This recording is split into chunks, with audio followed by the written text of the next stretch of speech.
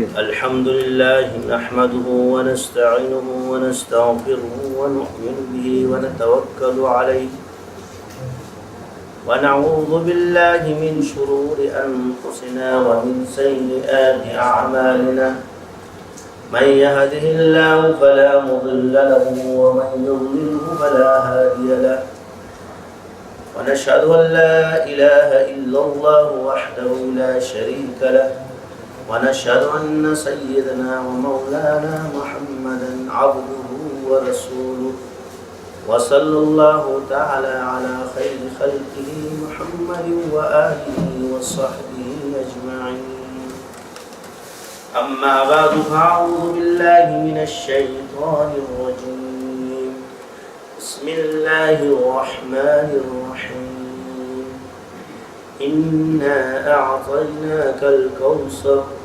فصل لربك وانحر إن شانئك هو الأبتر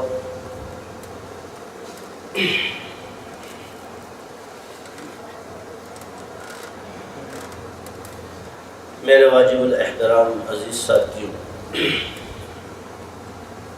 کل انشاءاللہ تعالی یہاں عید الاضحیٰ ہے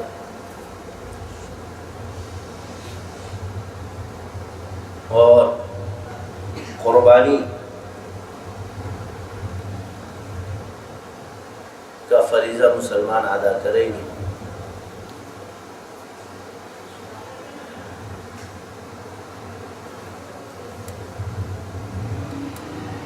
ہمارے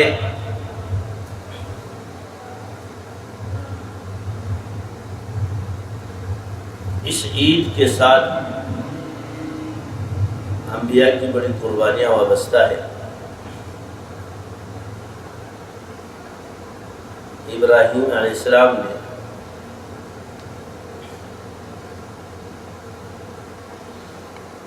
پہلی قربانی یہ دی کہ جب بچہ بھی پیدا ہوا تو اللہ نے فرمایا کہ اس کو وہاں چھوڑ دو، صحرا کے اندر، اور بات بھی نہیں کرنا، جس کی برکت سے دو چیزیں آج جو حج کے اندر ہم کرتے ہیں ہمیں نصیب ہوئی، یعنی ایک صفا اور مروہ کے درمیان حضرت حاجرہ کا دوڑنا اور حضرت اسماعیل علیہ السلام کا پیاس سے بلک کر رونا، اور اس طرح ان کے پیروں سے اس چشمے کا جاری ہونا۔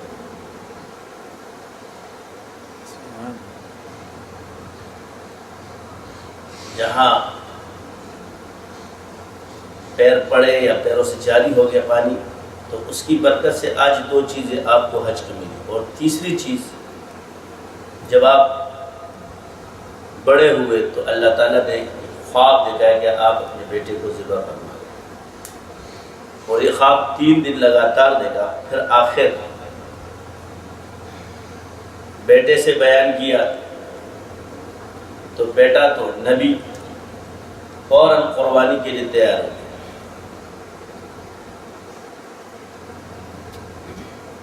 یہ انسان سوچ سکتا ہے کہ یہ کتنا سخت مجاہدہ ہے۔ اللہ کے حکم پر قربانی دینا، اور اللہ تعالیٰ نے ابراہیم علیہ السلام کو ایک بڑا درجہ دینا تھا، جس کی وجہ سے ان مجاہدات سے گزارا جا رہا ہے۔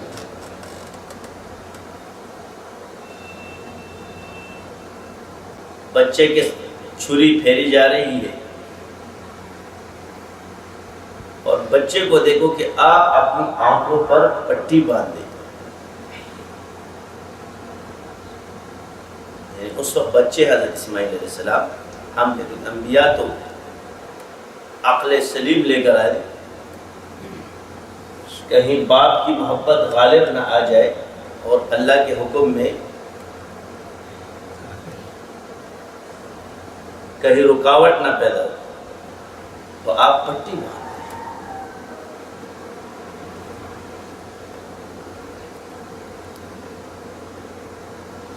اب چوری ظاہری گردن پہ چل رہی، مگر کیونکہ اللہ کے احکامات ہیں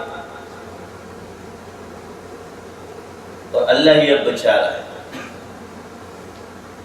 اب اسماعیل علیہ السلام کے بدلے ایک مینڈا جنت سے آیا اور وہ ذبح ہو گیا.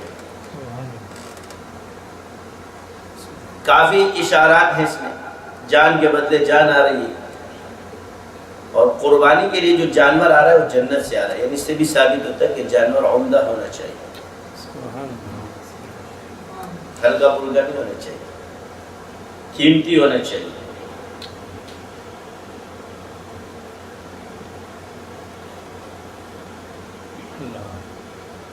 اور اس کے بعد سے لے کر آج تک، یعنی یہ وہ چیزیں ہیں جو آج آپ کے عید الاضحیٰ اور حج کے بعد یہ ضروری قرار پڑے. اور ابراہیم علیہ السلام کو اعزاز دیا کہ ملت ابراہیمی آپ کو عطا کی گئی. بنی اسرائیل بھی آپ کی اولاد میں ہے، اور آپ علیہ السلام کی جو نسل چل رہی ہے وہ بھی آپ کی اولاد ہے.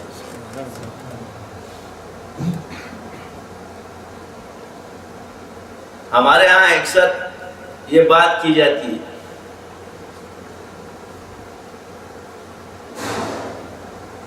دکھا، اور دوسری بات جو شیاطین کو مارنا ہے، یعنی یہ چیز یہ بھی آج آپ کے حج کے لیے، اس وقت تو یہ پتہ نہیں تھا کہ بھئی یہ حج کے لیے اللہ تعالیٰ انتظامات فرما رہے.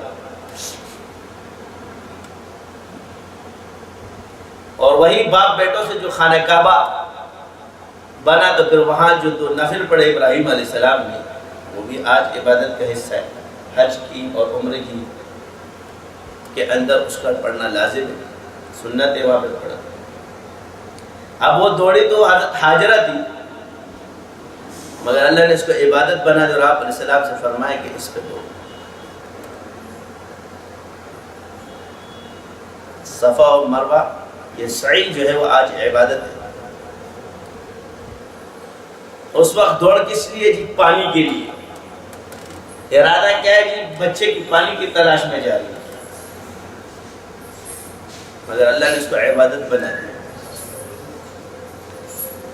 کیوں کہ نکلے اللہ کے لیے. ابتدا کی نیت جو ہے وہ اللہ کی رضا ہے.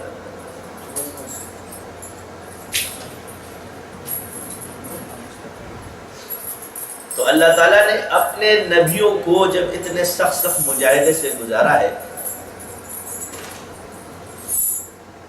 تو باقی دنیا میں کون آئے گا جو بغیر مجاہدے کے جو ہے نا دین کی لذت اور حلاوت حاصل کرے.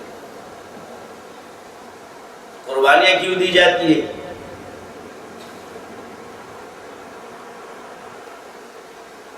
کہ آپ کے دل کے اندر قدر پیدا ہو.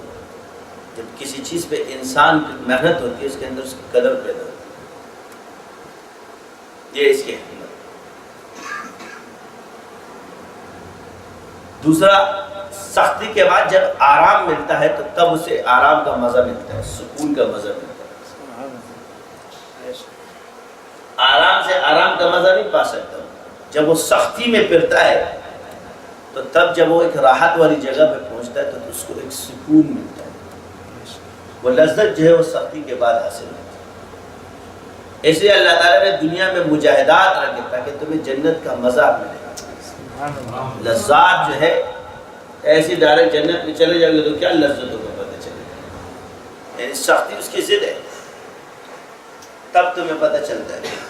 پانی کی لذت پیاسے کو پتہ چلتی ہے. جب ایک شدید پیاسا آدمی اور وہ پانی پیے تو تب اسے پانی کی لذت. رمضان اور روزے کے اندر ہمیں کھانے اور پانی کی یہ چیز حاصل ہوتی ہے.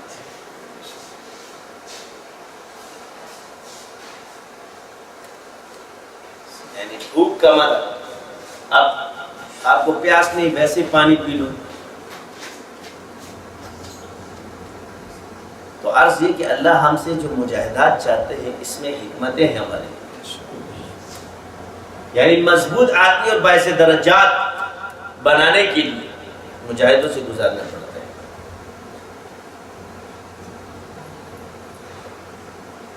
آج کل ہمارے یہاں ایک اعلان ہوتا ہے، اگر کوئی بندہ جانور اچھا لے آئے تو ہمارے کہتے ہیں اتنے پیسوں کا خریدنے کی کیا ضرورت ہے، یہ تو دکھاوا ہے، یہ فلاح ہے. اللہ تعالیٰ فرماتے ہیں تسر الناظرین، جب وہ بندوں کو پسند آئے تو تب تو اللہ کو پسند آئے گا. ایسا جانور لاؤ کہ جو تمہیں پسند ہے. 2 واقعات ایسے ہیں کہ اس قربانی کے ساتھ جو مینڈا آیا تو جنت سے آیا تھا. تو جنت سے جو چیز ہے وہ قیمتی ہوگی تو عمدہ ہوگی، تو عمدگی تو لازمی ہے. پھر جو بنی اسرائیل سے اللہ نے وہ گائے ذبح کروائی تھی، اس میں جو شرائط رکھے تھے وہ ساری عمدگی کے، اور وہ کتنی مہنگی خریدی گئی تھی. جب تفاسیر میں جاؤ گے تو اتنا مہنگی خریدی گئی تھی کہ جتنا وہ سونا، جتنا گوشت تھا اتنا سونا. مگر اصل میں جو اللہ نے آخر میں بات فرمایا، جی جوتی نہ ہو، جوان ہو، سرخ ہو، لیکن آخر میں وہ تسر الناظرین، دیکھنے میں لوگوں کو بھلی لگے. دیکھنے میں یعنی جب دیکھنے والا اس کو دیکھے نا کہتے ہیں ماشاءاللہ، کہتے ہیں نا سر آ جائے، رشک آنا. یہ تصویر رشک سے گئے، واہ، یعنی رشک والی نگاہ کے جانور ہونے چاہیے. پھر عبادت جو ہے، جو فرائض ہوتے ہیں، واجبات ہیں، دکھا کے کرنے ہوتے ہیں، چھپا کر کرنے، چھپا کر جو ہوتے ہیں نوافل ہوتے ہیں. نفل جو ہوتے ہیں یہ چپ کر کرنے چاہیے، مگر موقت واجبات اور فرائض یہ دکھانے کے عبادات ہیں، کیونکہ اس پہ گواہ کھڑے ہونے چاہیے. فرض نماز میں اگر کوئی کوتاہی کرتا ہے تو اپنے عذر کا اعلان کرے گا، یار میں معذور ہوں، یا اس کے خاص لوگوں کو پتہ چلے کہ اس میں عذر ہے کہ یار یہ جماعت سے قاصر ہے. نوافل کی عبادتیں تھوڑی ہوتی ہیں. آپ کے جی ریاکار ہو گیا تو یہ ہو گیا، لوگوں کی نیتوں پر شک کرتے ہیں اور ہم اللہ کی عبادت سے لوگوں کو دور کر رہے ہیں. نیت تو غیب ہے.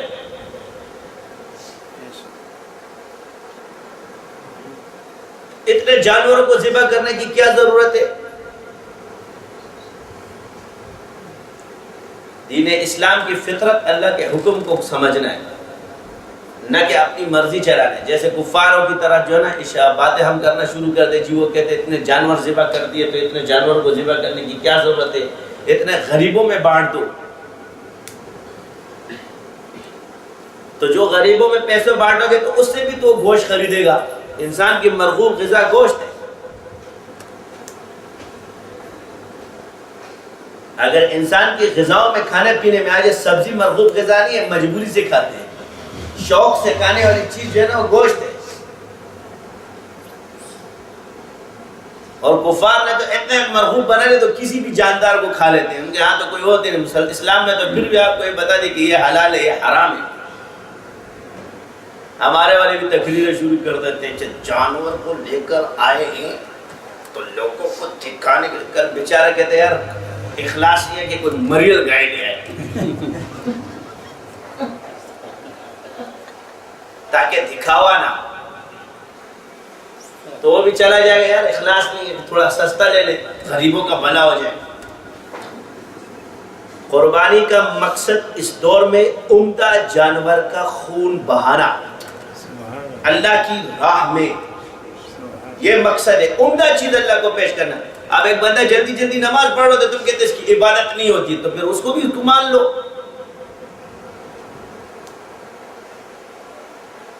ٹونگے مارنے والے کی نماز نہیں ہوتی ہے، بس پھر اس پر غصہ آتا ہے آپ کو جو نماز سکون جائے. تو پھر لوگ تمہیں ریاکار نہیں کہیں گے جو کھڑے ہو گئے اتنے لمبے لمبی نمازیں پڑھتے ہو. نیت کا تعلق انسان کے دل سے اور اللہ کی رضا سے. اب گائے کو کہاں چھپائے؟ عجیب ایک فلسفہ ہم نے بیان کیا. اب گائے کو چھپانے کی چیزیں کہاں چھپائے گئے؟ یہ تو کہ جا کے وہ اس میں کوئی انسان چڑیا نہیں چھپا سکتے ذبح کرتے ہیں، اتنی بڑی گائے کہاں چھپائے؟ کیونکہ اعمال کو آپ لوگوں نے خاص کر دیا کس سے جی؟ ریا. آپ لوگ جو ہے نا فلاں نام و نمود کے لیے خریدے، آپ اس کے دل میں رہتے ہو. نام و نمود کے لیے اور کام نہیں ہو سکے. عبادات عمدہ ہونے چاہیے، اور جن کو اللہ نے مال دیا مہنگا جانور خریدے، بھلا لگے لوگوں کو. مریض تو مجبوری میں.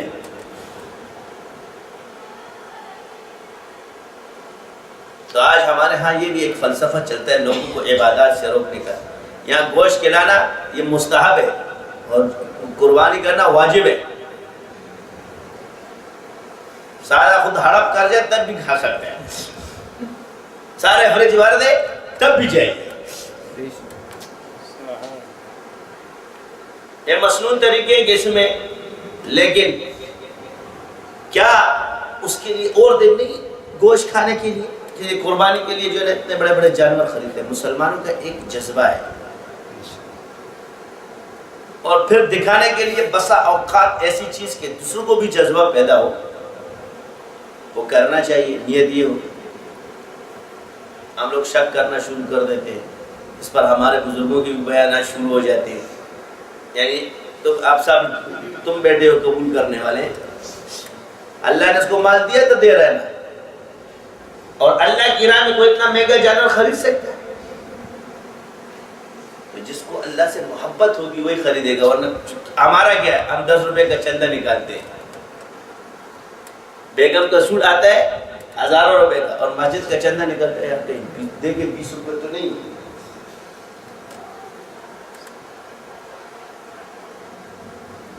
تو جب اللہ کی راہ میں ایک لوگ قربانی کرتے ہیں اس کو بھی شک کی نگاہ سے دیکھا جاتا ہے. تو قرآن کو اللہ صاف فرمایا, یا اللہ نے کیا کہ جو لوگوں کو پسند ہے وہ اللہ کو بھی پسند ہے, ایسی قربانی کا. آپ علیہ السلام نے اونٹ بہترین ذبح کی, صحابہ نے بہترین قربانی کی یا ایسی کی؟ کوئی بھی عبادت جب آتا ہے انسان کے اندر ایک جذبہ پیدا ہوتا ہے اس کو بہترین کرنے کا. اب نماز ہے تو بہترین کیا ہے؟ اب جب آپ قربانی کرو گے تو اس میں بہترین چیز کیا ہے؟ مہنگا جانور اور خوبصورت جانور, نہ کہ مریم. یہ اخلاص کا اچھا ترازو بنایا آپ لوگوں نے. اپنے ہی ہاتھ میں سارے پیمانے رکھ دیے نیتوں کے لیے. تو یہ چیزیں غلط ہیں. عمدہ جانور خریدنا اللہ کے ہاں بہتر ثواب دیتا ہے اس کو. جتنا مہنگا ہوگا اللہ اس کو اس جانور کے بعد میں اس کا ثواب دے گا اس کو.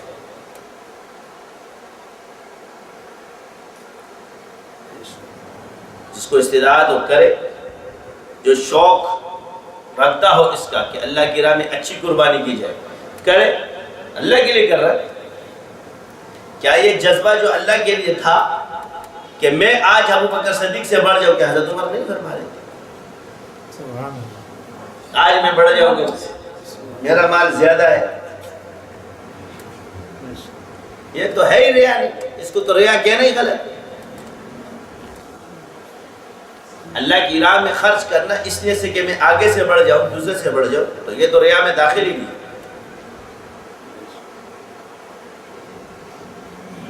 قربانی جب وہ کرے گا تو نعرہ تکبیر اللہ اکبر کہے گا, بس یہ نیت ہے. جب وہ ذبح ہوگا اس وقت پتہ چلے گا کہ کس کے لیے ذبح ہو رہا ہے, یہ مخلوق کے لیے ذبح ہو رہا ہے یا اللہ کے لیے ذبح ہو رہا ہے. پھر ہمارے ہاں کیونکہ ہم ہر چیز میں تھوڑے سے مختلف ہو جاتے ہیں, ہمارے ہاں آج کل ایک چیز ہی جی, دین کا کام کوئی نہیں روک سکتا. اخلاص پر چلتا ہوا کام نہ کسی مالدار کے, نہ کسی حاکم کے, نہ کسی اور کے, اس سے کچھ نہیں یہ رکنے والا نہیں. شیخ چلی ہے, جس شاخ پہ بیٹھے اسی کو کاٹنے کی کوشش کرتے. جو لوگ دین کا کام کرتے ہیں اللہ ان کا کفیل ہوتا ہے براہ راست, یہ قدرت میں سے. یہ جو چندے کی اپیل کرنا یہ ایک سنت ہے, مستحب ہے کرنے کا, ورنہ باقی دیتا اللہ ہے اس کو. نہ یہ کاروباریوں کے مخیر حضرات یہ تمہارے مال بھی چلتے, تم چھوڑ دو تمہارے کاروبار بند ہو جائیں گے. پچھلا دور چلا تھا ہمارے ہاں بھی, مشرف صاحب کا دور تھا, ایک نعرہ لگا تھا جی ٹیررزم میں چندے بند کر دیں, تو کوئی مدرسہ تو بند نہیں ہوا, پاکستان کی ساری فیکٹریاں بند ہو گئی.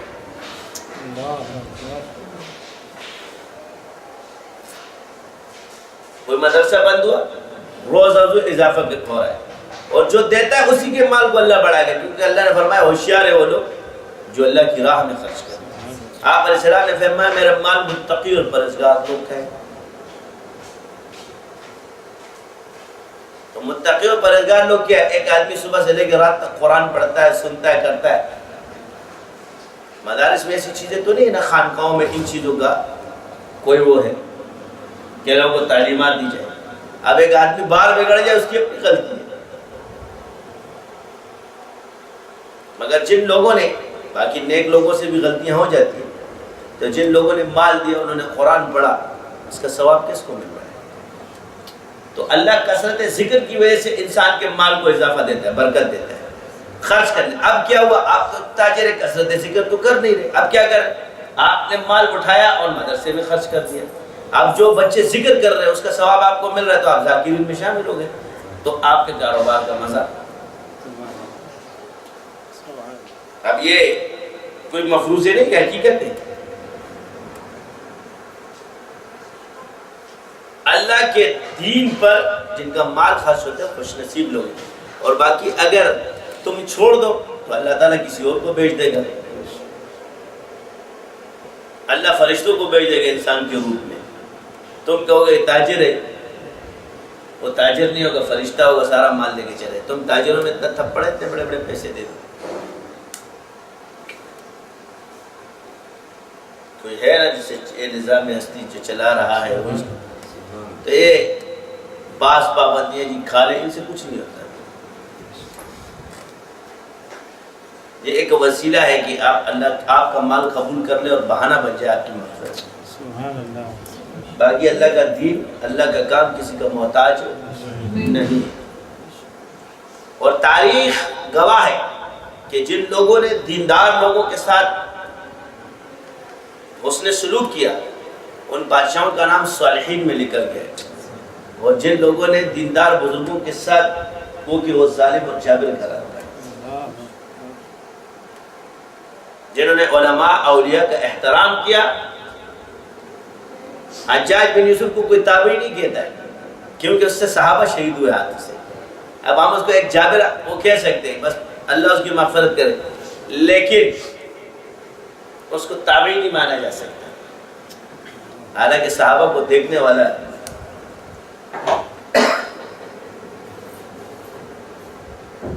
تو یہ قدر کے ساتھ ہے، جو لوگ قدر کرتے ہیں وہی یہ منزلیں پاتے ہیں۔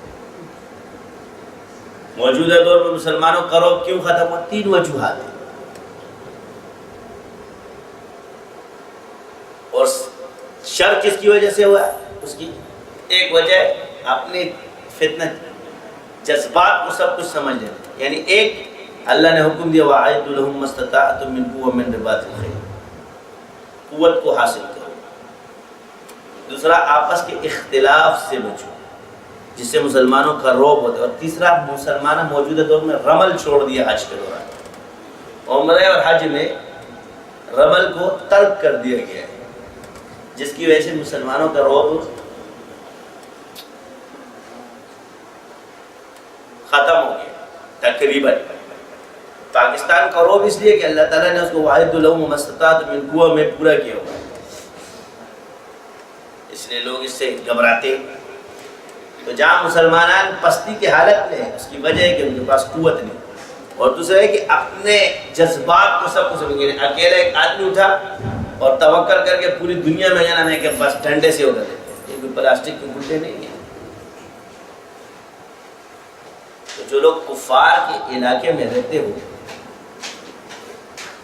تو انبیاء کی سنت کو دیکھیں کہ نبیوں نے اس دور میں جب کافر غالب ہوا کرتے تھے کس طرح رہتے تھے۔ صبر، ان کی گالم گلوچ برداشت کرنے پر صبر، اور دعوت کے طریقے سے ان کے سرداروں کو دعوت دینا، ان کے بڑوں کو دعوت دینا، ان کے ساتھ اچھے مراسم رکھنا۔ نیت کیا ہے؟ اور اس دعوت کی نیت سے ان کے دل میں اسلام۔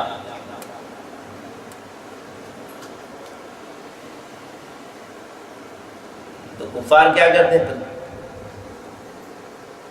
جب ان کے پاس طاقت ہوگی اور ایک کمزور آدمی ہے اگر اس تو اس کو قتل کر۔ اس کی مثال میں آپ کو آسان دیتا ہوں۔ آپ کے علاقوں میں تنظیمیں ہوتی ہیں، لڑائیاں کرتی ہیں، مگر ایک شریف النفس آدمی ہے، وہ دونوں تنظیمیں اس کو نہیں چھیڑتی کیونکہ وہ نیوٹرل آدمی ہے، وہ اپنی نماز پڑھتا ہے، آتا ہے سب کے ساتھ دعا سلام کرتا ہے، چلا جاتا ہے۔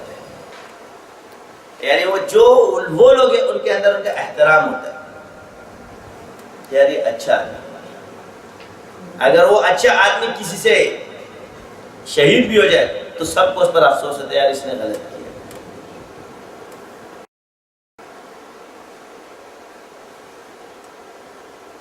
مسلمانوں پر حالات آئیں گے اور اس پر ان کو صبر کرنا ہے اور اپنی خامیوں کو دیکھنا ہے. تو سب سے بڑی خامیاں کیا ہے؟ آج ہم آپس میں ایک دوسرے سے لڑ رہے ہیں، اس پر آپ کی کوئی توجہ نہیں ہوتی. ایک مٹی کے ساتھ اگر مسلمان رہے اور آپس کی غلطیوں سے درگزر کرے، درگزر کا معنی کہ جب مال تمہارے بیچ میں آ جائے رشتوں کے درمیان تو یہ نقصان کرتا ہے.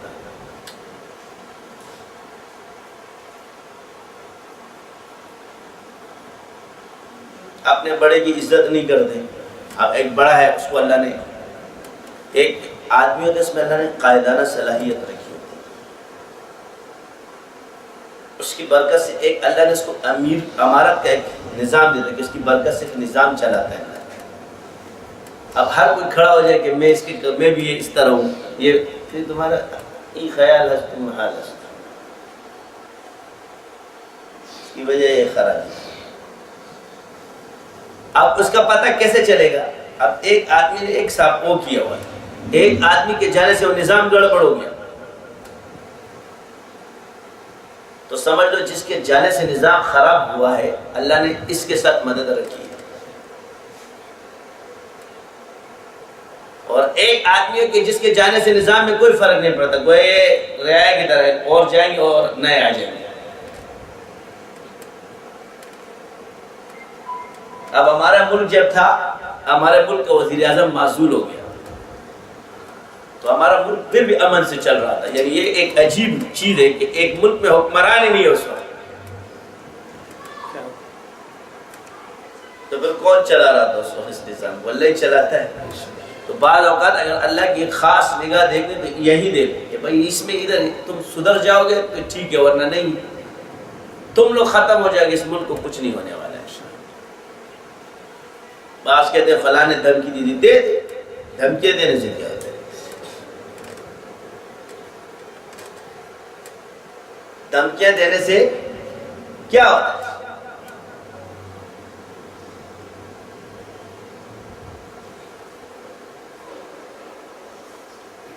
اللہ کا فضل ہے، اللہ کا کرم ہے کہ آج اگر ہم بگڑے تو آپس کی لڑائی کی وجہ سے بگڑے، ورنہ بیرونی طاقت میں اتنی طاقت نہیں کہ وہ تمہیں کچھ کر سکے. ہم لڑے پٹھان اور مہاجر بن کر، پنجابی اور بلوچی بن کر، بریلوی دیوبندی اور اہل حدیث بن کر، جماعتی بن کر ہم لڑے.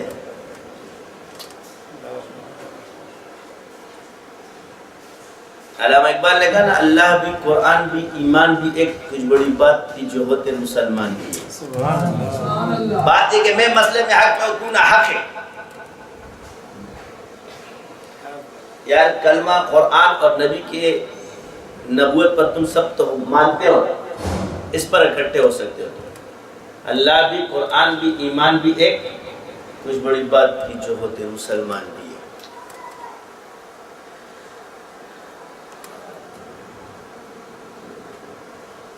قربانی کس چیز کا نام ہے؟ کبھی کبھی آپ شیاطین کی طرف ہم کبھی اس چیز کا رخ نہیں کرتے، بلکہ ہمیں کہتے ہیں فلاں نے کیا، فلاں نے کیا، فلاں نے کیا، فلاں نے کیا. ہم یہ کیوں نہیں کہتے کہ شیاطین نے بیچ میں دخل اندازی کی، میرے بھائی کو شیطان نے ورغلا دیا، صبر کرے، اس کے لیے دعا کرے، ایک دن سدھر جائے. یعنی آپ اپنی نیکی کو مت چھوڑنا، آپ اپنی نیکی کو جاری ہی رکھنا. جب آپ نے نیکی چھوڑ دی تو شیطان جیت جائے گا. یہی وجہ ہے آپ کی عبادات میں شک پیدا کیا جاتا ہے. اپنے مسلمان بھائی کی عبادت پر شک ہے، نیت خراب ہے.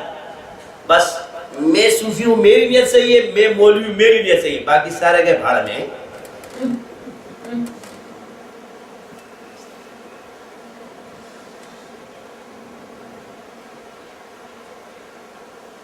باقی سب گئے بھاڑ میں.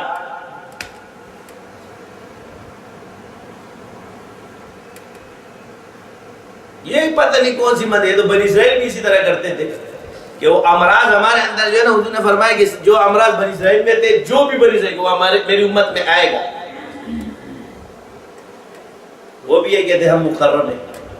اور اسی وجہ سے انہوں نے آپ علیہ السلام کو نہیں مانا.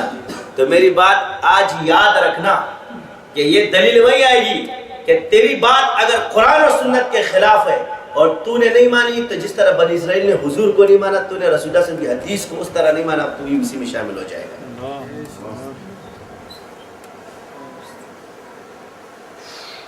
تو بھی ان لوگوں میں شامل ہوگا.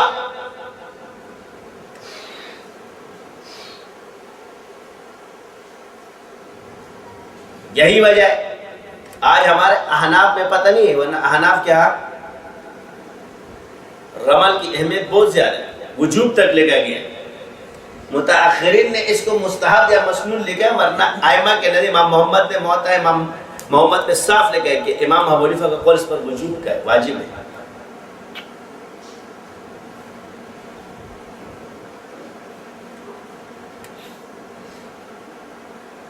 تو واجب کیا ہے کہ اس کی وجہ یہ کہ رمل کی برکت سے مسلمانوں کا روب بڑھتا ہے. جب کفار لگا کہ مسلمان سست ہو چکے اور تھکے ہوئے ان کا کچھ نہیں، تو آپ علیہ السلام نے فرمایا کہ رمل کرو. اب پہلوانوں کی طرف جب دوڑنا شروع کیا تو ان کے کانپنا شروع ہو گیا. تو اب اس فعل کو روب کا ذریعہ اللہ نے بنایا. آپ نے وہ ذریعہ ہی چھوڑ دیا تو روب کہاں سے رہے گا؟ جب عبادات میں سہولتیں تلاش کرو گے، چھوٹا جانور لے لے، مہنگا کیوں خریدے؟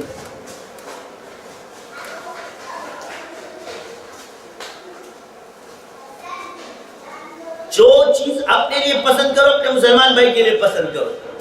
یہ کیا فرمایا ہے؟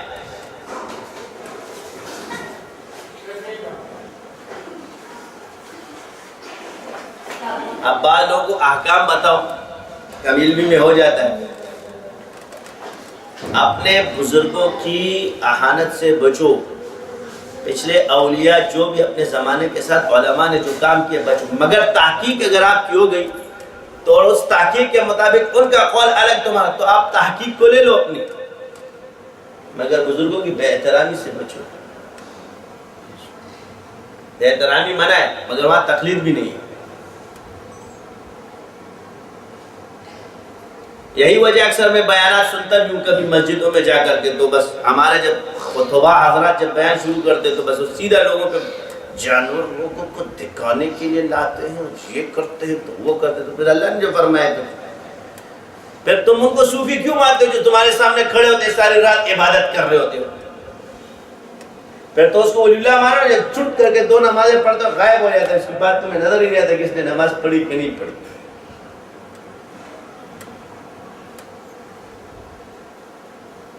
روزہ رکھے تو دکھا کے رکھے یا چھپا کے رکھے؟ تو تم پہلے یہ تو سمجھو کہ کون سی عبادت میں دکھاوا ہے کہ نہیں. دیکھو یاد رکھنا،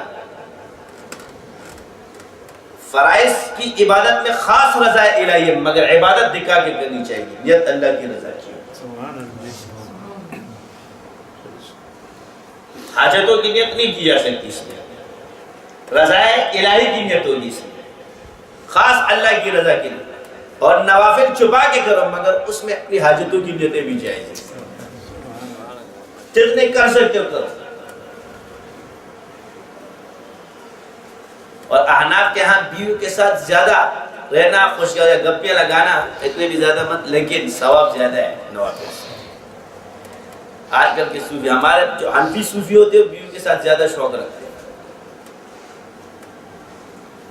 بعض خواتین کہتی ہیں کہ وہ آپ تو اتنا بیان کرتے ہیں، ہمیں تو اپنے آپ سے بھی نفرت ہو جاتی ہے کہ ہم اتنی بری ہیں.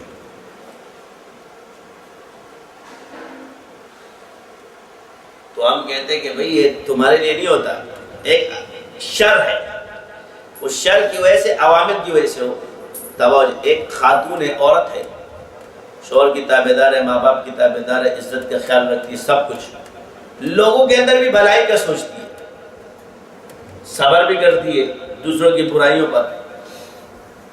تو ایسے آدمی کو کوئی کیا کہے گا؟ یہ تو فسادی لوگ ہیں.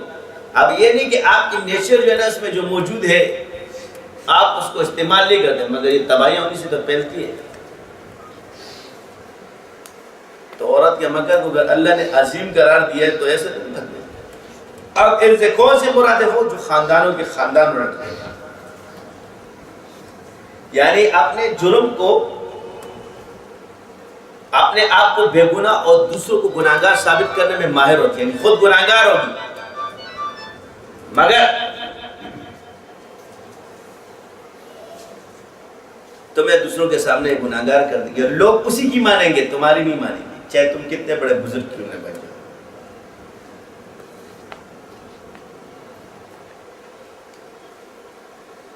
تو نماز پڑھنا، کلمہ پڑھنا،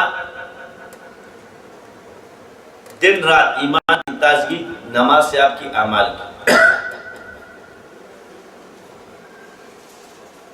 بلا عذر کسی نے نماز چھوڑی وہ گناہگار ہے جماعت کی، لیکن ایک شخص نماز جماعت کے ساتھ نہیں پڑھ سکتا، بیمار ہے اور قصدن پڑھتا ہے،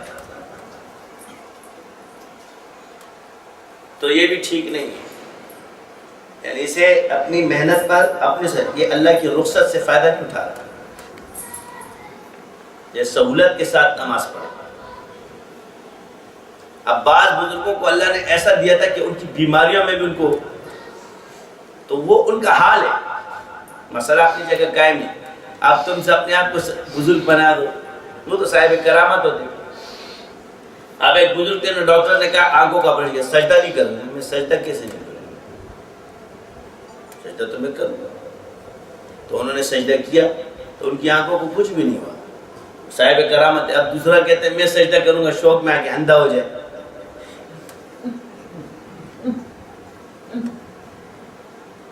بولتے ہیں کوئی بزرگ توڑی، وہ صاحب کرامت اسے پتہ ہے کہ یہ بیماری مجھے نقصان نہیں دے گی، وہ اللہ والا ہے، اس کے بعد علم موجود ہے کہ یہ چیز مجھے، یہ تو اللہ کی، لیکن انشاءاللہ اس نماز کی برکت سے مجھے اللہ شفا دے گا۔ اب دوسرا ہے اس کو یہ چیز حاصل نہیں ہے، وہ اپنے آپ کو نہ آزمائے۔ اب ایک نے کہا جی مدینے کی تو مٹی میں بھی شفا ہے، چلا گیا مسجد آنکھوں میں مٹی ڈال رہا ہے،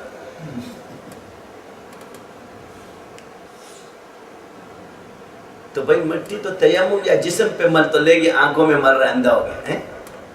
میں نے تو سنا تھا کہ مٹی کا شفا ہے، میری تو آنکھیں گئی۔ یہ وہ چیزیں ہیں کہ انسان جب بزرگوں کے محاورے یا حال والی باتیں سنتا ہے تو عمل اس پہ کرواتا ہے، جبکہ وہ چیز مقام کے ساتھ خاص ہے۔ ہر چیز ہر انسان کے لیے نہیں ہوتی، تو میری گزارش یہ ہے کہ آج مسلمانوں پہ ظلم و ستم ہو رہا ہے، اپنے دعاؤں میں اس کو یاد رکھو، اور مسلمان حکمرانوں کو چاہیے کہ اس پر ان سے ایکشن لے۔ اتنا بڑا ملک تھوڑی، اتنا زیادہ ملک ہے کہ مسلمانوں پہ ظلم کر رہا ہے، اتنا ہندو اتنے ملک بھی نہیں ہوگا، کتنا بڑا ملک ہے برما، کوئی آسمان کا سر اتنا سا تو ہے۔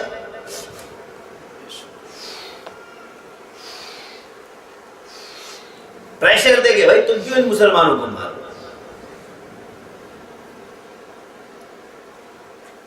تو یہ چیزیں عوام نے اگر دل میں برا جانا ان کا فرض ادا ہو جائے گا، علماء نے زبان سے بول دیا ان کا فرض ادا ہو جائے گا، مگر حاکم اس کو بین الاقوامی اس پہ تب اس کا فرض ادا ہوگا۔ اگر یہ خاموش رہا تو یہ گناہگار ہے، یہ اللہ کی پکڑ میں آئے گا پورا، کیونکہ اس کی استعداد جہاں تک ہے یہ کرے گا۔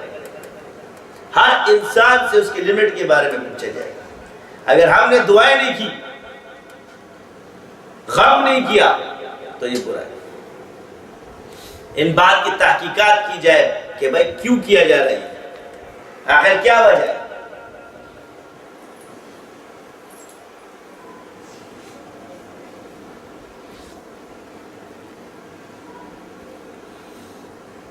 جو ملک کسی ملک پر احسان کرے، اس کی سب سے بڑی وجہ نفرتیں کیوں پھیلی آج آپ کو پتہ ہے؟ اس کی وجہ ایک یہ ہے کہ ہم ایک رخ کو دیکھتے دوسرے کو نہیں دیکھتے۔ ایک ملک میں مظلوم مسلمان تھے، دوسرے ملک نے اس کو پناہ دی، یہ ملک اس کا احسان مند رہا، وہی لوگ پہ جا کر فسادیوں کے ساتھ اٹھنا بیٹھنا شروع کر دے اور اس ملک کو، تو پھر وہ اس کی مدد کیوں کرے گا؟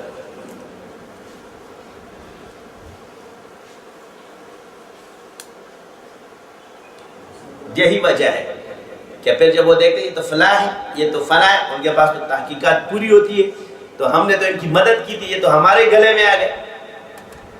تو الجزاء الاحسان الا الاحسان، چاہے اس ملک کے لوگ جتنے بھی برے ہو جائے تم ان کے خلاف کچھ نہیں کر سکتے، ہمارے ساتھ تو انہوں نے اچھا کیا ہے، باقی وہ آپس میں لڑتے ہیں، یہ ان کی لڑائی ہے، غیر کو اس کے بیچ میں نہیں پڑنا چاہیے۔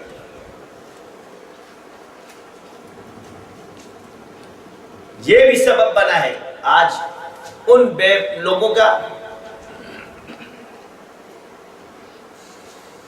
کہ جو وہاں سے جا کر کے اپنے ملک والوں کی مدد کر سکتے تھے، انہوں نے اپنی صلاحیتیں دوسری جگہ خرچ کرنا شروع کیا، اور جو بغض اور نفرت کی ایک فضا بنا چکا ہے۔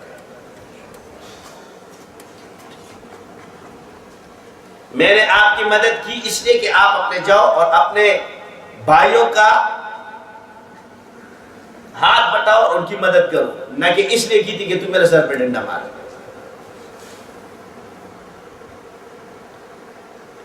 یہی ہے مسلمانوں کے اندر اصل چیز جو آج آپ لوگوں کو ایک دوسرے سے توڑوا رہی ہے۔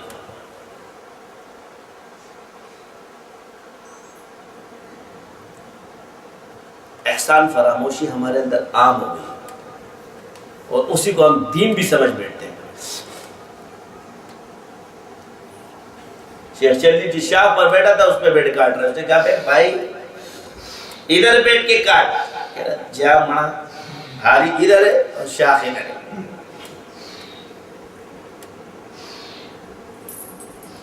جب ہاری پیرا تو کہ بھائی گر جائے گا، تو یہ ایسے نہیں سمجھتے، جب نیچے گرا نہ کھڑا ہوئی یہ تو واقعی میں گر گیا، میرا سر ٹوٹ گیا۔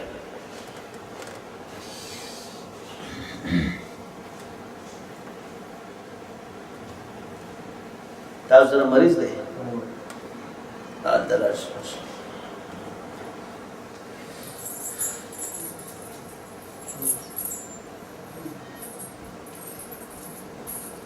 تو سب سے پہلے ہم یہ دیکھیں کہ ہمارے اسلام میں امن ہے، ورنہ صلح حدیبیہ طاقت ہوتے ہوئے ہمیں امن کا درس دے رہا ہے۔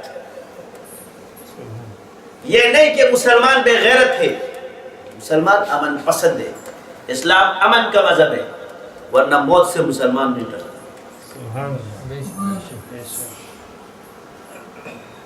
جو لوگ مظلوم مارے گئے ان کی شہادت پہ شک نہیں ہے، جو لوگ مظلوم مارے گئے ہم سمجھتے ہیں کہ ان کو اس طرح کاٹ دیا، مگر ان کو جو موت ملی ہے وہ معمولی نہیں ہے، جو شہادت کی موت ہے، شہید ہو گئے، وہ ادھر بھی ناکام نہیں ہے، اور اللہ نے ابدی مگر ظاہری مسلمان یہ نہیں کہ بس ہم شہید ہونے کے لیے بیٹھے اور مسلمان اس پہ آواز نہ کریں۔ حکم یہ ہے کہ مسلمان اپنے مظلوم مسلمان بھائی کا پوچھے۔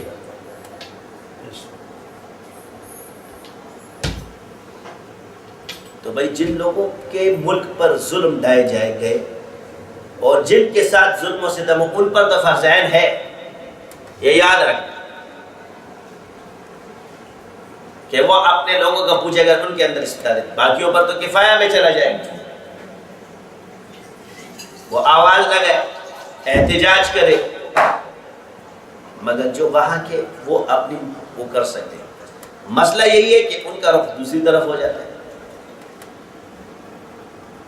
اور اپنے اس سے ہٹ جاتے ہیں، تو اللہ کی مدد اس طرح تو نہیں آتی۔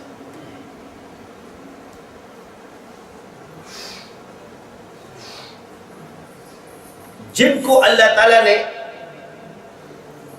ہجرت، جب آپ علیہ السلام نے حضرت نجاشی رضی اللہ تعالیٰ کی طرف قافلہ بھیجا، دیکھو اس کی برکت سے، اس مدد کی برکت سے وہ مسلمان ہو گئے، صحابہ مدد کی مسلمان ہو گئے، یا جس نے مدد کی وہ کافر بھی اس دنیا سے رخصت ہوا، مگر اس کا نام بے ادبی سے نہیں لیا جائے گا۔ کس نے؟ حضرت ابو طالب کا۔ ابو طالب کا نام آپ بے عزتی سے نہیں کہہ سکتے، آپ عزت سے لوگ۔ عباس کہتے جی مسلمان ہے، تو جس کا ثابت ہے کہ اسلام پر نہیں گیا اس کو تو مسلمان ثابت کرنے پہ سب تلے ہوئے، کئی بار جبرائیل آ جائے آپ پر جو ہے نہیں کوئی وہ کر دے۔ اور جو مسلمان ہیں جن کی صداقت ثابت ہے جن کے اللہ تعالیٰ نے قرآن میں جن کی ایمان کی طرف اشارہ فرمایا، صاف فرمایا رضی اللہ عنہ ورضوان، ان کے بارے میں شکوک و شبہات ہیں۔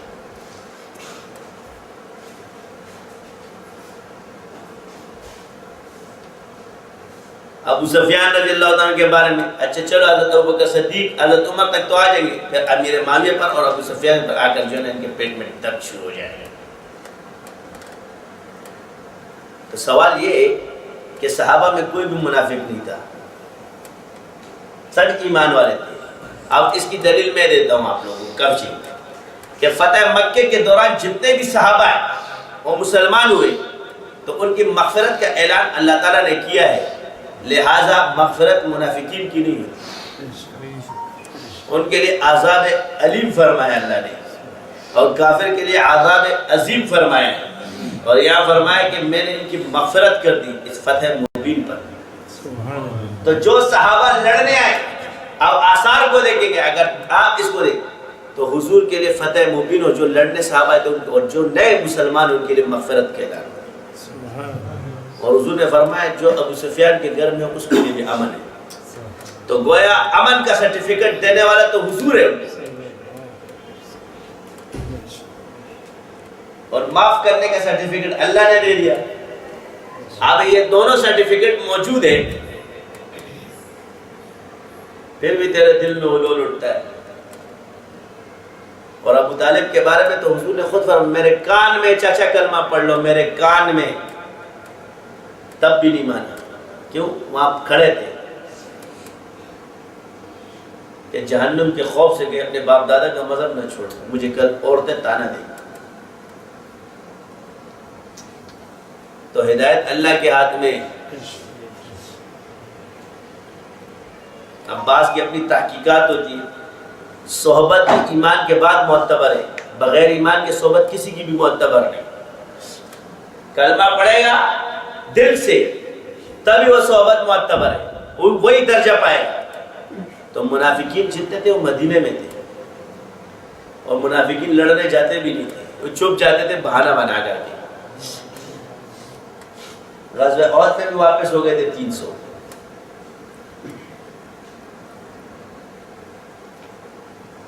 تو یہ ہے وہ تاریخی نہیں، قرآن کو نہیں دیکھنا، تاریخی حوالے دیکھنے، فلاں نے یہ کہا تو فلاں نے یہ کہا تو فلاں نے یہ کہا۔ ایک جگہ میں تاریخ پڑھا تھا، حالانکہ سقہ راویوں نے بھی یہ باتیں لکھی ہے، آپ صرف شیعوں کے پیچھے مت جاؤ۔ مجھ سے کسی نے کہا کہ اس کا کیا جواب ہے؟ میں نے کہا آسان جواب ہے کہ روایت کے لیے سچائی شرط ہے، اس میں گواہ شرط ہے کہ بھائی 4 گواہ لاؤ باقی یہ چیز موجود ہے، نہیں، علم شرط ہے، وہ علم ان کے پاس تھا۔ مگر جرم کے لیے قضا میں گواہ شرط ہے، علم شرط نہیں ہے۔ لہذا اگر آپ کہو کہ فلاں آدمی نے جرم کیا ہے اور یہ اس فلاں عالم نے کہا ہے تو اس عالم کی بات نہیں مانی جائے گی، یا گواہی شرط ہے، اور یہ اس موقع پر موجود تھا کہ نہیں تھا، تو قضا میں گواہی شرط ہے۔ جیسے زنا ہے، اس کے لیے 4 گواہ شرط ہے، یہاں علم شرط تھوڑی ہے، عادل ہونا شرط ہے۔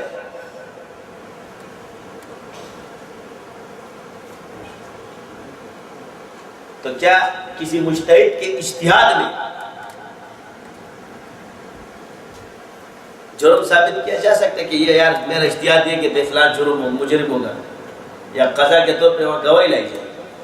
لہذا آپ کی اس تاریخ کی بات کو نہیں مانا جا سکتا، کیونکہ اس سے جرم ثابت ہوتا ہے، اور جرم کے لیے گواہی شرط ہے۔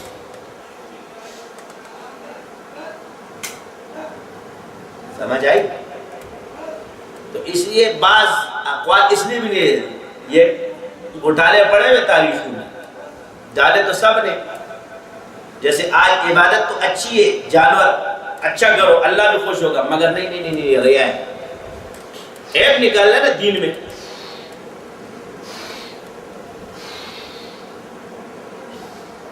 غریبوں میں بانٹ دو۔ رمضان کے اندر روزہ توڑا کسی نے، 60 مسکینوں کو کھانا بھی کھلایا، 1000 کو بھی کھلایا، یہ کفارے میں تو جا سکتا ہے مگر ثواب میں نہیں جا سکتا۔ اسی طرح کسی نے قربانی چھوڑی اور اس وقت اس نے لاکھوں روپے خرچ کیے، یہ گناہگار تو ہو سکتا ہے مگر ثواب نہیں پا سکتا۔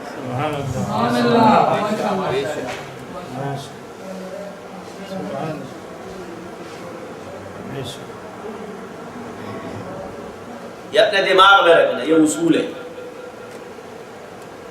تو قربانیاں کرو دبا کے. اب رہا ایک اللہ تعالیٰ کا ایک نظام ہے، تم سارا سال کھواتے ہو، وہ غریب بیچارے گائے پالتے ہیں تمہارے لیے، تو ان کا بھی اللہ نے رزق رکھا ہے. تم مہنگی خریدو گے، ان کے سال کا خرچ پورا ہو جاتا ہے، تمہارے ایک کا خرچ ہو جاتا ہے. اب جو وہ بقرہ ذبح کے اس کے پیچھے اللہ کا راستہ نہیں تھا، اس والے کی گائے کی جو باپ کے حوالے کر دی تھی. صاحبہ جانور جو ہوتے ہیں ان کو چھوڑ دیا جاتا ہے اللہ کے حوالے. وہ صالح آدمی تھا، وہ گائے جب بڑی ماں نے کہا نیک متقی پرہیزگار کی اولاد ہے، جاؤ. یہ بنی زید پہ اتنی سادی سونا تو وہی جا رہا تھا، اس کو مالدار بنانا.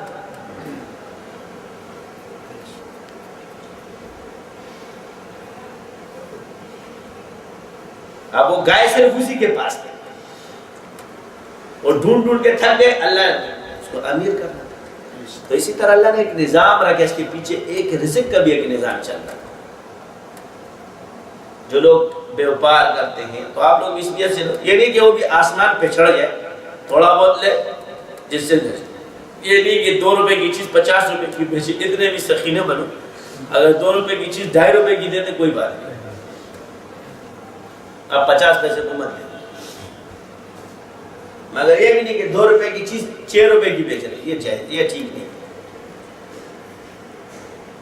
تو رزق کا ایک معاملہ ہے. اسی طرح جی پٹاروں والے کے پیچھے پڑ جاؤ گے، سبزی اور سموسے والے کے پیچھے پڑ جاؤ گے، یا میڈیا والے آپ فروٹ کھانا چھوڑ دیں. تم جو یہ حرامی پن کرتے ہو، اس میں جو لاکھوں روپے لوگ کھاتے ہو،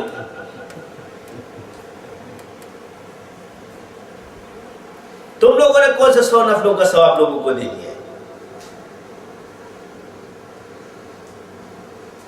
یہ جو تمہاری اینکر ہے اس کی تنخواہ کتنی ہے؟ یہ جو بک بک کر رہی ہوتی ہے صرف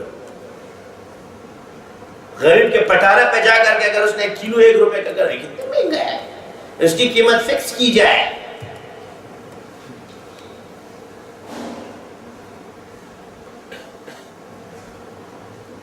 ان کے ٹیلے اٹھا کے پولیس والے بھی لے کے جا رہے تھے، جیسے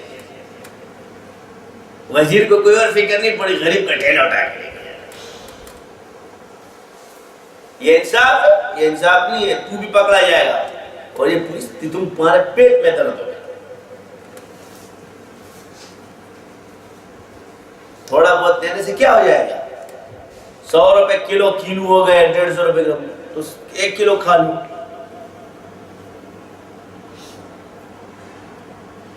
تقریبات ہوتی ہے، جو کھانے ہوتے ہیں، جو تم لوگوں نے آسائشیں رکھی ہوتی ہے، اسٹیج بن رہے ہوتے ہیں ملٹی میڈیا پر، یہ نظر نہیں آتے خرچہ نہیں.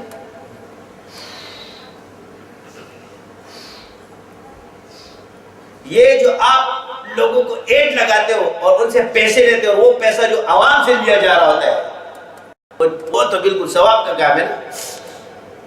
پیپسی 5 روپے کی بوتل نہیں ہوگی، اچھا اگر اس کا سارا ہوگا نا 6-7 روپے کی بوتل نہیں ہوگی. مگر یہ جو تم لوگ یہ ایڈ لگتے ہیں سارے تم سے وصول کیے جاتے ہیں.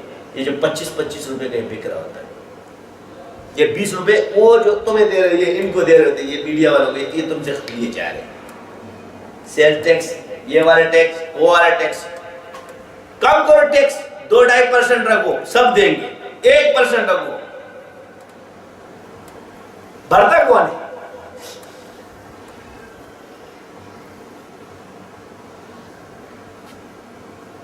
حساب کے ساتھ رکھو. 1 روپے رکھو، اللہ برکت دے.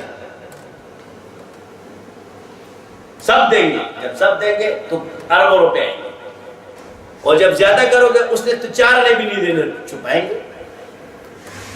سرکاری خزانے میں تو نہیں جاتا ہے، یہ تو ان کے پیٹوں میں گھوم رہا ہوتا ہے.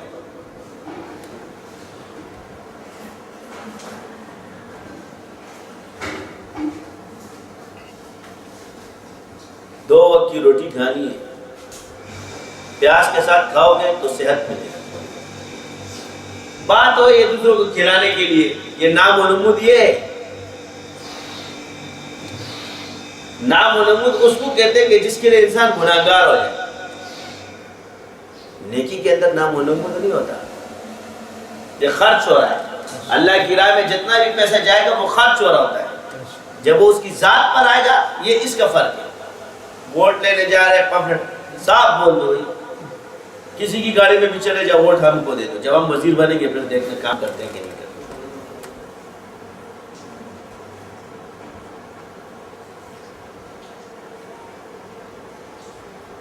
صوفی کے پیچھے لگا ہوگا، مولوی کے پیچھے لگا ہوگا، مسائل بھی تحقیق پر تحقیق تو پوری کرو نا۔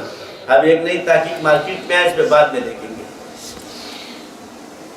ابھی پہلے ہم اپنی تحقیق پوری کریں پھر آتے ہیں۔ ابھی تو میں نے قربانی کی تحقیق پیش کر دی کہ تصور الناظرین یہ اللہ کو پسند ہے، عبادت وہ پسند کی جائے گی جو لوگوں کو بھی پسند آئے گی۔ یہ مت کہو کہ ایک آدمی کو 40 آدمیوں نے کہا یہ اچھا آدمی ہے، اللہ بھی فرمائے گا اچھا آدمی بخش دے گا۔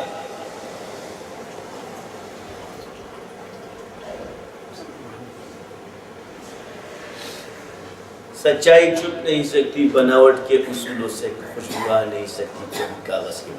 آج مولوی اور صوفی کیوں گڑبڑ ہے میں تمہیں بتاتا ہوں۔ اصل کی وجہ یہ کہ آپ لوگوں نے ولایت کو جو تصور لوگوں کو دیا ہے اس میں ہم پورے نہیں اترتے۔ جبرائیل علیہ السلام بنایا ہوا ہے، نہ کھائے گا نہ پیے گا نہ کرے گا، کچھ بھی نہیں، آرام سے بیٹھا رہے گا، ساری دنیا لیتی جائے اور یہ کچھ نہ کھائے۔ یہ اللہ کی صفت ہے بھائی، یہ ہماری نہیں، ہم انسان ہیں، ہم کھاتے ہیں ہم پیتے ہیں۔ اصل میں تاجر آئیں گے، میں کہتا ہوں کہ اللہ کے دین کا کام فری ہونا چاہیے، میں نے کہا پھر تیری دکان بھی فری بٹے گی۔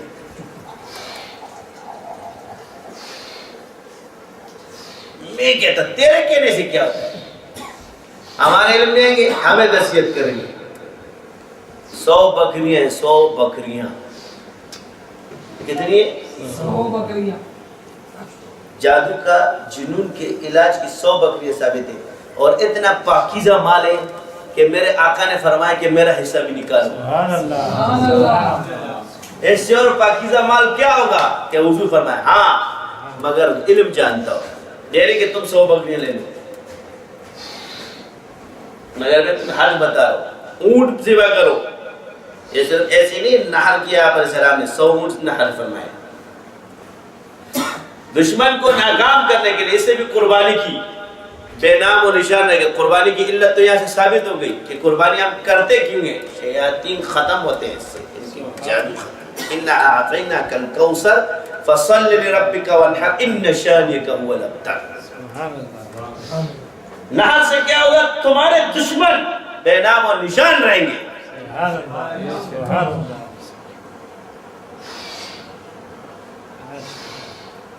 یہ اللہ نے فرمایا، اور یہ قربانی کے لیے لوگوں نے علماء نے اس کو لیا ہے۔ تو جب قربانی فرض سے دشمن ہے تو نفل سے نہیں ہوں گے، جان کے لیے نحر ثابت ہو گیا نا۔ تم اللہ کی راہ میں نحر کیا کرو، اور باقی سے شیاطین کس طرح کرتے ہیں، نقشبندی شادیوں سے پوچھو، تم کو پتہ نہیں، ادھر آؤ کیسے ذبح ہوتے ہیں اس میں شیاطین، وہ ہم کو پتہ ہے، تم کو نہیں پتہ، وہ عمل ہم کو پتہ ہے، تمہیں نہیں بتائیں گے، تم سیکھ جاؤ گے۔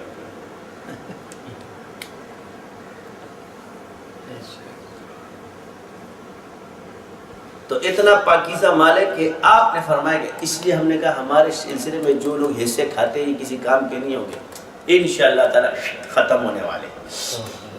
جو روپے کی حفاظت نہیں کر سکتا وہ دین کی کیا حفاظت کرے؟ یہاں تمہاری پہچان ہے، پتہ چلے 100 روپے آئے نہیں 10 روپے، تمہیں پہلے بتایا، جو رول تمہیں بتایا اس پہ چلو۔ ہم بھی چلتے نا، اللہ دے رہا ہے، غیب کے خزانے اللہ کھول دے گا، کہاں سے آتے ہیں؟ اللہ دیتا ہے۔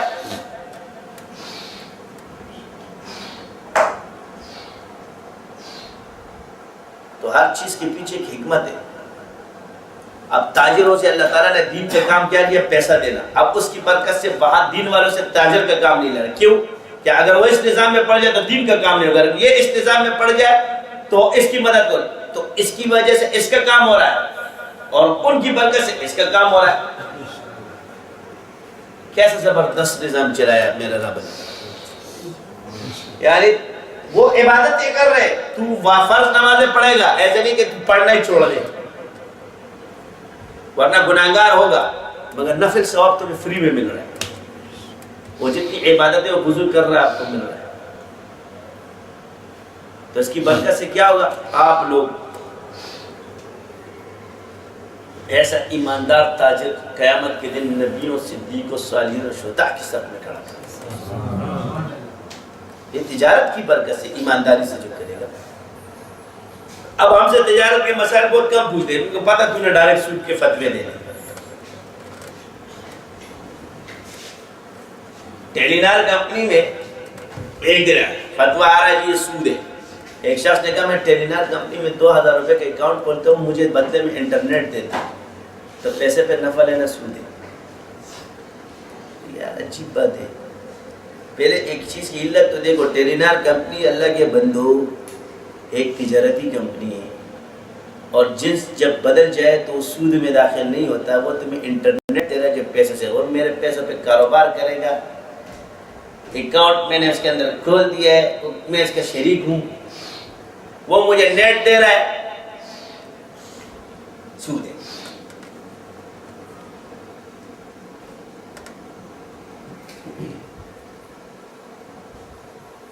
وہ آپ کے ساتھ طے کر رہا ہے اگر آپ یہ اکاؤنٹ کھولو گے ہم اس کے بدلے آپ کو یہ چیز دیں گے. تو یہ خرید و فروخت میں شامل ہوگا.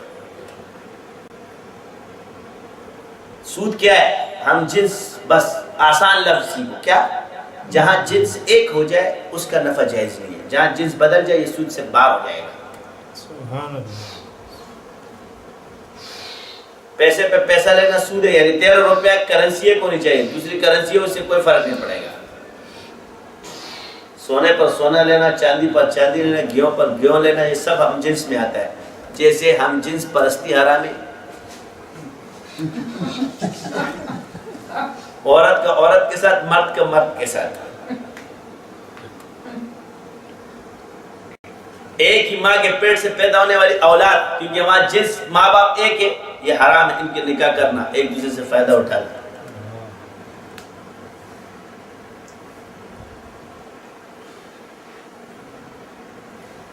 تو ہم جنس ہونے کی وجہ سے اس کا فائدہ حرام ہو جائے گا. بس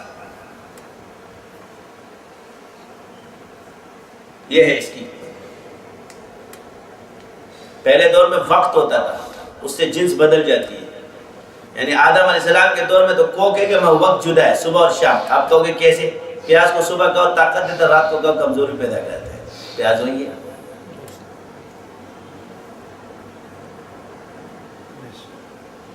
تو اس ٹائم میں جو صبح پیدا ہوتے تھے ایک ساتھ پیدا ہونے والے بہن بھائی ہوتے تھے، الگ پیدا ہونے والے بہن بھائی نہیں ہوتے تھے. اب کوک بن گئی، اب ایک ہی کوک سے پیدا ہونے والے وہ ہے، مگر دوسرے کوک سے پیدا ہونے والے وہ نہیں. یا دودھ پلائے ہو کیونکہ چھاتی ایک ہو جاتی.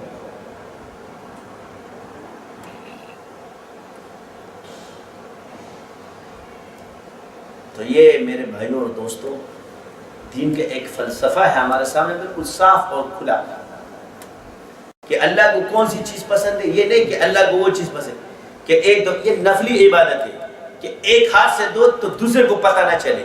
اگر اس چیز پر آپ عمل کرو گے تو یہ نفل میں آتا ہے. باقی فرض میں کہیں صحابہ سے آپ ثابت نہیں کر سکتے کہ انہوں نے چھپ کر دیا.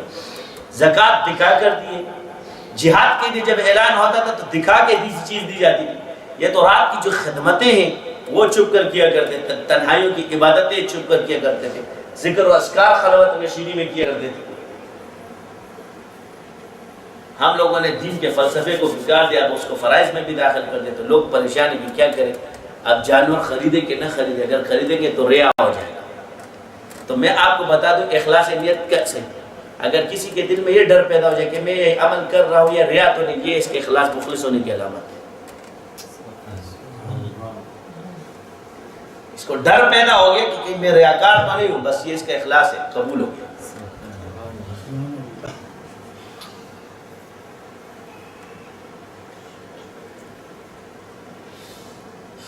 جو آدمی مدرسے میں چندہ زیادہ دے اس کو ثواب زیادہ ملے گا یا کم ملے گا؟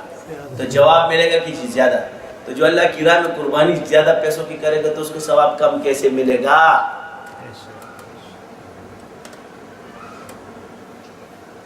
تو بتا دیں کہ مسلمانوں کی پستی کیا ہے؟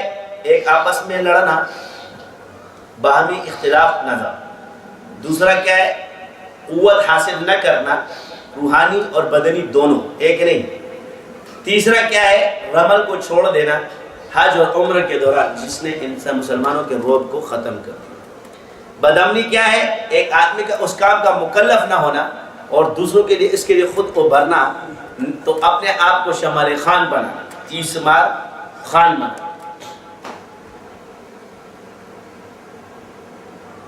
یعنی وہ ایسے توکل پیش کرتا ہے کہ بس اللہ ہے، تو اللہ نے اسباب کے ساتھ توکل کو کیا، اور یہی انبیاء نے اختیار کیا ہے. یعنی توکل کب کرنا ہے آپ نے؟ کہ آپ اس کے برابر ہو جاؤ. ابراہیم علیہ السلام کے ساتھ معاوضہ تھا، اگر وہاں فوج تھی تو ادھر بھی فوج تھی. کون سی فوج تھی؟ مکیوں کی فوج تھی، مگر اللہ کا امر اس کے پیچھے تھا، اس سے فوج نہیں لڑ سکی. جس کے کان میں گھستا تھا کام خراب. تو نے کبھی وہ کیا؟ تو پہلے وہ صاحب کرامت ہے. موسیٰ علیہ السلام کو جب تک معاوضہ نہیں ملا اس وقت تک فرعون کے دربار میں جو ہے داخل ہونے کی اجازت نہیں.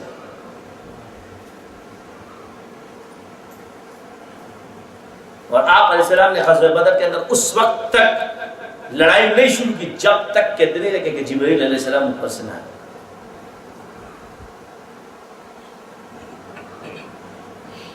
تمام چیزیں میں کیا پیش کرتے ہیں؟ یہ سنت ہے. یہی توکل انبیاء نے کیا ہے. اور آپ ہمارا کیا ہے؟ ہمارے اندر روحانی کمزوریاں موجود ہیں.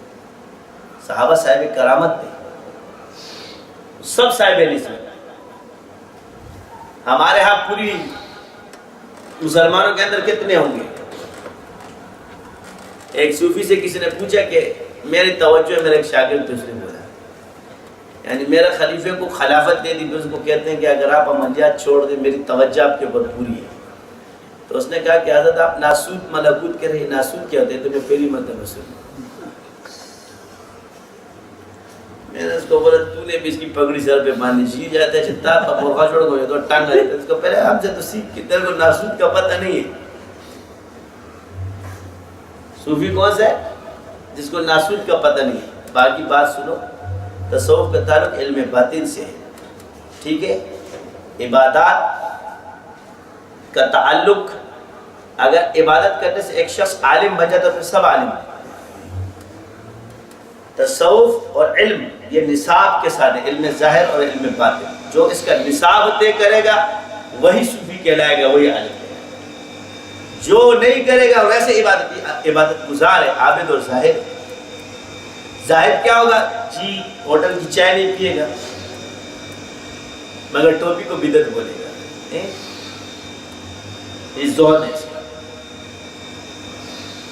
سرعام لوگوں کو زانی بولے گا، یہ اس کا تقوی ہے. ہوٹل کی چائے نہیں پیے گا، ٹی وی کے اسکرین پہ نہیں آنا چاہیے ان کو، حرام. ہمارے یہ تصویر میں داخل ہی نہیں ہے، اس لیے آتے ہیں سرعام. اور جس کو شوق ہو نا مناظرے کا، ادھر آ جو دارالفتہ ہے نقشبندی شازیہ میں، پھر بیٹھ کے پھر چلے جاتے. تو گھوڑے کو گدھا بولے میں مان جاؤں.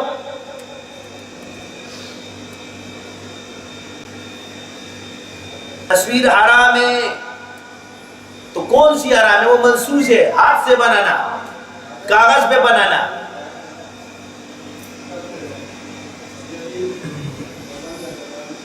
حدیث ثابت تصویر کی لائے کہ کس پہ فٹ کریں گے؟ ڈیجیٹل کیمرہ حضور کے دور میں تھا. پہلے ڈیجیٹل کیمرہ ثابت کرو پھر حدیث اس پہ فٹ کرو. یہ سارے ٹاؤن ہمارے ہیں مگر اختلاف اپنی جگہ ہے.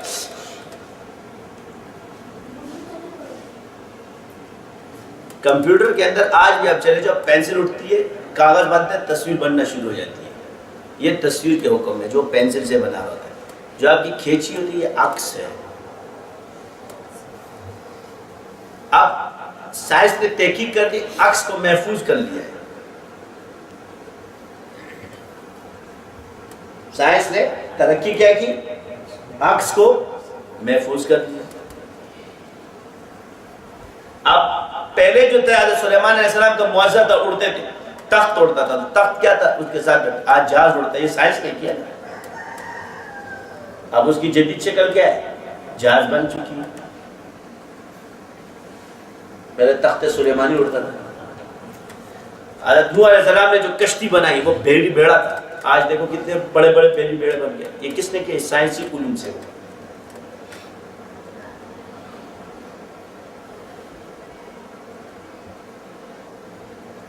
اگر وہ چیز حقیقتاً ختم ہو جاتا تو ہاتھ سے تصویر آج بھی بنتی، مورتیاں آج بھی بنتی ہیں. ہونا چاہیے وہی ہے. باقی یہ فروعی مسئلہ ہے. جو اس کو تصویر میں داخل کرتے ہیں ان کی دلیلیں کمزور ہیں، اور جو اس کے عکس میں داخل کرتے ہیں ان کی دلیلیں زیادہ مضبوط ہیں. وہ کہتے ہیں جی تصویر چلتی ہے. دلیل دیکھو، تصویر چلتی ہے. تو یہاں کاغذ دیکھ. میں یہ سامنے آسان سی مثال دیتا ہوں. یہ کاغذ لو، اس دیوار پہ تصویر نظر آ سکتی ہے، سایہ تو نظر آئے گا ابھی بھی روشنی کی وجہ سے. تو آپ کہو گے جی نہیں، مگر شیشہ اگر میں آپ کے سامنے کر دوں تو آپ کو پورا اپنا آپ نظر آئے گا. تو آپ کیمرے کو دیکھ لو تو تصویر خیال سے بھی بن سکتی ہے، مگر کیمرے کی تصویر خیال سے نہیں جا سکتی.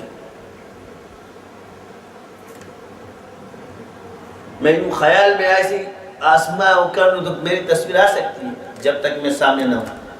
تو لازمی بات ہے کہ عکس کے لیے اس کا سامنا ہونا ضروری ہے، اور تصویر کے لیے اس کا سامنا ہونا ضروری ہے. وہ خیال سے بھی بن سکتی ہے. تو یہ چیز میں داخل نہیں. اپنی تحقیق کی پوری کرنا، ہم سے کیوں پوچھتے ہو؟ پہلے ہم بھی آرام سمجھتے تھے آپ کی وجہ سے. سیدھی سی بات ہے. آپ جب تحقیق پوری کر لیے تو رجوع کر لیا، آپ حلال سمجھتے ہیں.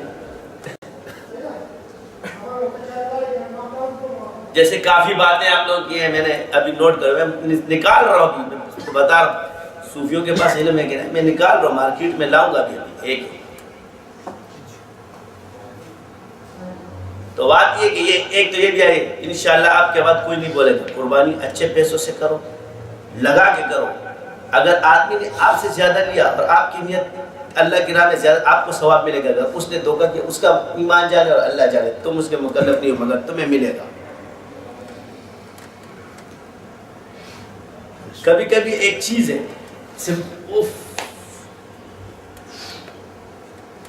وہ کبھی کسی زمانے میں وہ کہتے ہیں یار یہ چیز کسی کے لیے خاص ہو جائے. آپ مثال کے طور پہ غلاف کعبہ لے لو. یار بنا تو کپڑے کا ہے، تار کا ہے، کیا اس کی قیمت ادا کی جا سکتی ہے؟ مگر جس کی نسبت اللہ سے ہو جائے، اللہ کے گھر سے ہو جائے، وہ قیمتی ہو جاتا ہے.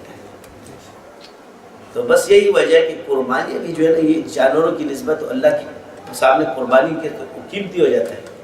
اب جو لوگ اللہ کی راہ میں شہید ہوتے ہیں تو ان کی نسبت کیونکہ اللہ کی راہ سے جڑ جاتی ہے، وہ قیمتی ہو جاتے ہیں. ورنہ مردہ تو وہ بھی جو بیچارہ بستر پر مر رہا ہوتا ہے، مگر اس کی موت قیمتی ہو گئی. آج برما میں جتنے مسلمان ظلم تو ہے، مگر ایک چیز شہادت، وہ موت جو ان کو ملی وہ شہادت کی.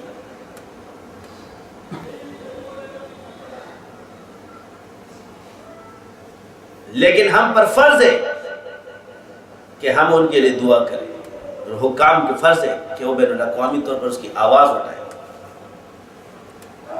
اللہ تعالی ہم سب کو اس پر عمل کرنے کی توفیق عطا فرمائے، اور بڑھ چڑھ کر قربانی کرنے کی توفیق عطا فرمائے. اور مدارس کے ساتھ خاص طور پر یہ جو کھالے ہیں مدرسوں کو زیادہ دینے کے، مدارس اس کے مستحق کے یہ زیادہ ہے. وجہ یہ کہ غریب دو قسم کے ہوتے ہیں. ایک وہ ہوتا ہے جس نے ٹی وی لگانا ہے، دما چھوپڑیاں لگانی ہے، تم نے پیسے لینے ہیں، فضول خرچ کرنے، ٹھیک ہے وہ بھی ہے، ان کو بھی دو، مگر ان کو توڑے دو تاکہ کھانے تک دو. کتنے دو؟ اتنے دو کہ تم کو پتہ کہ گھر کا خرچ چلا سکے، عیاشی نہ کر سکے. اور ایک وہ ہے جو اللہ کا قرآن پڑھتے ہیں، کلام پڑھتے ہیں، ان کو زیادہ دو، کیونکہ یہ لوگ عیاشی نہیں کرتے. تمہارا مال اللہ کی راہ میں ظاہری ہوتا ہے. ابھی ایک آدمی پر آپ برسا رہے ہو، جوان کا بچہ کبھی کوئی چیز لا رہا ہے، کبھی ٹی وی لا رہا ہے، کبھی موبائل لا رہا ہے، کبھی ڈرامے دیکھ رہا ہے، تو وہ بھی آپ کا پیسہ ہے. لیکن ان کو اتنا دو کہ یار گھر کا راشن چلے. تب گھر راشن تک دو گے نا تو گناہ نہیں کریں گے، اور یہاں نیکی کرتے ہیں، قرآن پڑھتے ہیں، اس کا ثواب آپ کو ملے گا. تو یہ ان کو دو، ان کا حق ہے. اور ان پابندیاں تو ایسی لگانی بھی نہیں چاہیے، ٹھیک ہے بھی نہیں. پتہ نہیں کیا ہو گیا، کیوں پابندی لگائی ہے؟ تو کھا لیں، مدارس والوں کو دو، اور ہمارے علماء کو بھی چاہیے کہ ان تمام چیزوں کو، کہ یہ دین اور تعلیم کا جو شعبہ ہے اس کو ائمہ نے پسند کیا اور باقی چیزوں پر انہوں نے ایمانی لحاظ سے کام کیا اور اس مدارس اور اس نظام کو سنبھالا ہے۔ اصحاب صفہ سے لے کر ائمہ مجتہدین سے لے کر سب، حکومتی جہاد ہوتا تھا، جو حکومت کے ساتھ چلے جاتے تھے وہ کرتے تھے، باقی انہوں نے از خود کوئی ایسا نہیں کہ ان پر ظلم اور ستم سب کچھ ڈھائے گئے، مگر انہوں نے حکام کے خلاف کوئی فتویٰ جاری نہیں کیا اور اس دین کے تعلق کو اس لے کر چلے، اور آج الحمدللہ وہ دین کا تعلق آج تک کا ہے، تو پوری دنیا میں بھی پھیل گیا۔ ایک ہے ایمان، ایک جس پر فریضہ ہے اور ایک فرض کفایہ، آسان سی بات ہے، حکیم وقت ہے، اس سے اللہ پوچھے گا، باقی آپ لوگ اپنے دین کے شعبے کو سنبھالو، یہ بڑا کام ہے، یہ بہت بڑا کام ہے، اور اسی سے سمجھ اور فہم لوگوں کے اندر پیدا ہو رہا ہے، اور جو عالم بن جائے اس کا سینہ وسیع ہونا چاہیے، چھوٹا نہیں، آہستہ آہستہ لوگوں پر محنت کرے۔ ایک دن میں کوئی دین نہیں سیکھتا، آپ نے بھی الحمدللہ 10-15 سال مدارس میں لگائے، تب جا کر کے آپ کو ایک بات سمجھ میں آئی۔ ابھی گھر میں جا کے ڈنڈا لے کے نافذ کرنا شروع کر دیتے، ان کا تو یہ پہلا دن نہیں ہے، تو آہستہ آہستہ محنت کرے انشاءاللہ، پہلے ان کو نمازی بنائے، ذاکر بنائے، خود بخود گناہوں سے دل کالا ہونا شروع ہے۔ کلمہ اور نماز، ذکر اور گناہوں پر اغفار، آہستہ آہستہ آپ نیت کرے، دعا کرے، باقی اللہ اللہ کرے۔ انسان جب بیمار ہوتا ہے، ہمارا مقصد یہ ہے، میرے پاس حضرت وہ ذکر نہیں دیتا ہے، بس ایسے ہی دم کر دیتا ہے۔ میں نے کہا یہی تو فرق ہے مولانا، آج انسان راحت میں، تکلیف میں اللہ کو یاد نہیں کرتا، اور راحت میں کیا یاد کرے گا؟ اور میں آپ کو بتا دوں کہ ذکر سے اس کا بہترین علاج نہیں، کوئی نہیں ہو سکتا، یہ باقی چند دن کے چراغ ہے، بجھ جائیں گے۔ اتنے ذکر کرنے کے بعد یہ کنٹرول ہوتا ہے، ختم نہیں ہوتا اتنی آسانی سے، کہ انسان لڑنے کے قابل ہو جاتا ہے، کہ آپ دشمن سے، شیاطین سے لڑنے کے قابل ہو جاتے۔ ایک ہوتا ہے نا ڈر کے، اور ایک ہے مزہ آیا، آج کسی سے شیاطین سے مقابلہ ہونا چاہیے، کھیپ تیار ہو گئی، اس کا مزہ ہونا چاہیے، اور یقین ہونا چاہیے میری تسبیح کام کر رہی ہے کہ نہیں کر رہی، میری تسبیح کام کر رہی ہے کہ نہیں کر رہی۔ سارا دن اسی میں سوچتا رہے گا تو کچھ کام نہیں کر رہی ہے، میرا دماغ کام نہیں کر رہا، تسبیح کام کر رہی ہے، تیری کھوپڑی خراب کر دی ہے۔ آرام سے مت بولو کام کر رہے نا، کام کر رہی کہ نہیں کر رہی، میرے شیاطین آ گئے، شیاطین آ گئے، شیاطین آ گئے، ہر وقت کھوپڑی پہ ایک ہی چیز بیٹھی تھی، شیاطین آ گئے، شیاطین آ گئے، اس لیے آ گئے، تیری لڑائی ہو رہی ہے، تو جان لڑا وہاں شیاطین تو ہوں گے، کیا تو فرشتوں سے لڑے گا؟